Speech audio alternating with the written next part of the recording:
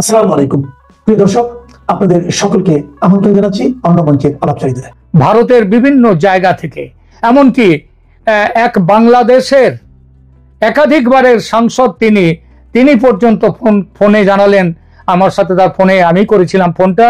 তিনি বললেন, দাদা শাহাবুদ্দিন সাহেবের ছবি কেন সরিয়ে দেওয়া হচ্ছে? তিনি কি আর রাষ্ট্রপতি নন? তিনি কি বন্দী? তার জায়গায় কি অন্য কাউকে রাষ্ট্রপতি করবে এরা? বাংলাদেশ থেকেও বেশ কয়েকজন বললেন শাহাবুদ্দিন চুপ্পু আর বেঁচে নেই, তাকে নাকি মেরে ফেলা হয়েছে। রাষ্ট্রপতি পদে বাংলাদেশের এই মুহূর্তে কেউ নেই, সরকার চেপে যাচ্ছে এবং চেষ্টা করছে যত তাড়াতাড়ি হোক একটা নতুন রাষ্ট্রপতি খুঁজে নিয়ে আসা যাবে, নইলে মুশকিল হচ্ছে। তো আমি এটা সরকারটাই চেপে যাচ্ছে। আমি বললাম মারবেটা কি করে? ওয়াকারুজ্জামান তার জন্য ভীষণ কড়া পাহারার ব্যবস্থা রেখেছেন, সেটা পেরিয়ে তাকে মেরে ফেলা সম্ভব নয়। তখন বাংলাদেশ থেকে যারা ফোন করলো তারা বলল যে ওয়াকার কে, তিনি কাদের লোক? ইউনূসকে ক্ষমতায় বসিয়েছে সেনাপ্রধান, ক্ষমতায় টিকিয়ে রেখেছেন ইউনূসকে সেনাপ্রধান। আর সেনাপ্রধান তাহলে কি আপনি কি মনে করেন সেনাপ্রধান ইউনূসের বন্ধু না আমাদের শাহাবুদ্দিন চুপ্পু সাহেবের বন্ধু? তিনি এখন একেবারেই ইউনূসের সাথে তার তালমেল হয়ে গেছে। গোপালগঞ্জের ঘটনায় আপনারা সেটা দেখেছেন। এই কথাগুলো যে একেবারে ফেলে দেওয়ার মতো তা নয়। সত্যিই তো ওয়াকার সাহেব যদি দেশের সাংবিধানিক প্রধানকে সসম্মানে তার পদে বহাল রাখার জন্য এতই উদ্গ্রীব হয়ে থাকেন, তাহলে ইউনূস এবং তার দলবল রাষ্ট্রপতিকে গত 1 বছর ধরে যেভাবে লাগাতার অপমান করে চলেছে, সেই অবস্থার পরিবর্তন হয়নি কেন?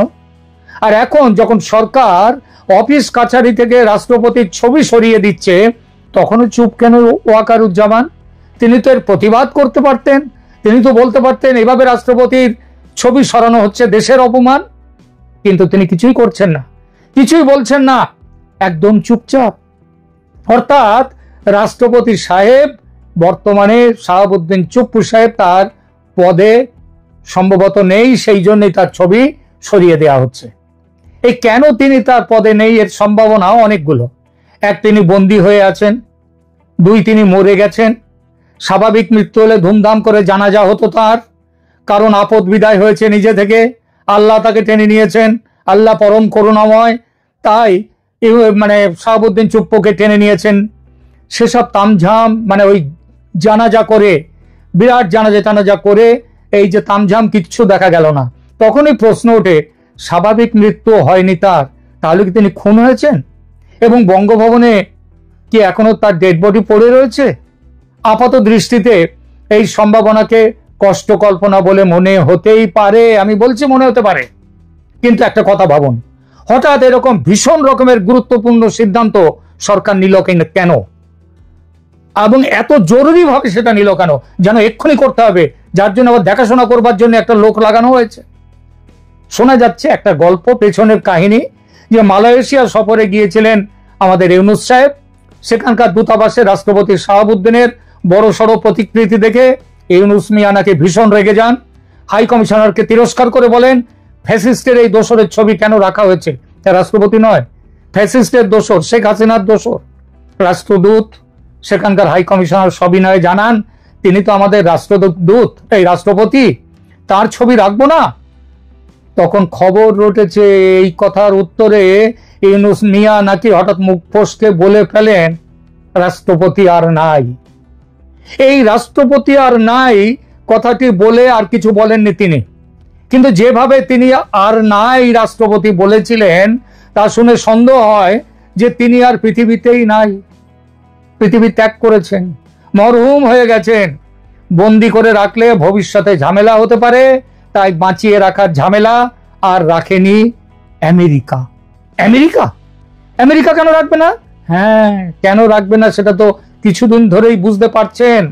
বাংলাদেশ এখন ইউনূস প্রশাসন চালাচ্ছে না, বাংলাদেশ চালাচ্ছে এখন আমেরিকা।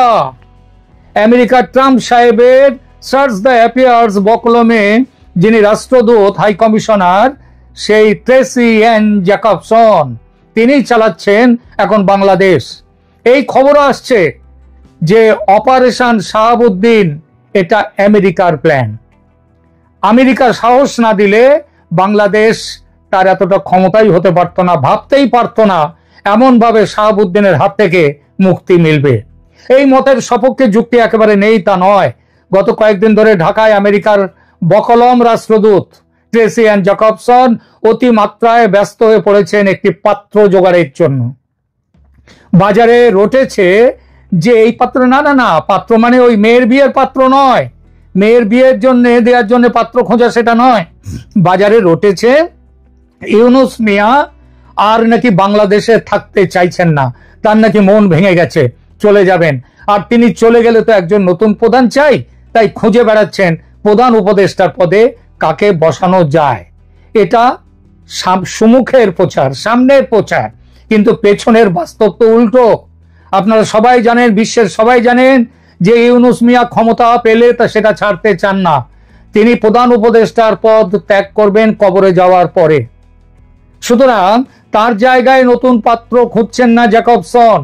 জ্যাকবসন একজন লোক জোগাড় করছেন যিনি রাষ্ট্রপতি, মরহুম রাষ্ট্রপতি শাহাবুদ্দিনের জায়গায় যাকে বসানো যায় সেইটা তিনি খুঁজে বেড়াচ্ছেন। এই সমস্যা হতোই না যদি দেশে একজন উপরাষ্ট্রপতি থাকতেন, তাহলে হয়তো বিপ্লবের পর গত বছর আগস্টেই শাহাবুদ্দিন চুপ্পুকে জীবনের মতো চুপ করিয়ে দেয়া যেত। সেটা করা যায়নি বলেই জ্যাকবসন উপযুক্ত পাত্র খুঁজে বেড়াচ্ছেন। আপাতত ঠিক আছে, যেটা দুবার দেখা করেছেন বাংলাদেশের প্রধান বিচারপতি সৈয়দ রিফাত আহমেদের সঙ্গে, কিন্তু তিনি একেবারেই রাজি নন বাংলাদেশের দায়িত্ব নিতে। এদিকে কতদিন ঝুলিয়ে রাখা যাবে এই সত্য কথাটি যে শাহাবুদ্দিন চুপ্পু আর নেই। সুতরাং পাত্র খোঁজার জন্য এত জরুরি, আর বিভিন্ন অফিস থেকে শাহাবুদ্দিন সাহেব, রাষ্ট্রপতি শাহাবুদ্দিনের ছবি সরিয়ে দেওয়ার এত ব্যস্ততা, এত জরুরি ব্যস্ততা। রাশিয়ায় নাকি পুতিন সাহেবের একাধিক বডি ডাবল আছে। বডি ডাবল মানে তাদের দেখতে, তাদের ভাব, চাল চলন, কথাবার্তার ভঙ্গি, এসব রীতিমতো ট্রেনিং দেওয়া হয় এগুলো, এবং সেই রকম তাদেরকে বলা হয় বডি ডাবল। এটা শত্রুপক্ষ যাতে হুট করে তাদেরকে মেরে ফেলতে না পারে তার জন্য এরকম করা হয়। এবং এদেরকে যদি পাশাপাশি দাঁড়িয়ে, পুতিন সাহেবের একটা নয় এরকম একাধিক বডি ডাবল আছে বলে খবর, পাশাপাশি দাঁড় করিয়ে দিলে বোঝা যাবে না কে আসল আর কে নকল পুতিন। এমন কথা উঠেছে, আপনাদের কাছে বলি, এই যে আলাস্কায় গিয়েছিলেন পুতিন সেখানে মিটিং করতে, কথা হচ্ছে আমেরিকাকে বিশ্বাস করেনি রাশিয়া, সেখানে নাকি সত্যিকারের পুতিন যাননি, যিনি গিয়েছিলেন তিনি একজন নকল পুতিন, বডি ডাবল পুতিন। এ কথা উঠেছে, এটা আমার কথা নয়, এটা বিশ্বের বিভিন্ন জায়গায় মিডিয়া থেকে এই খবর আসছে।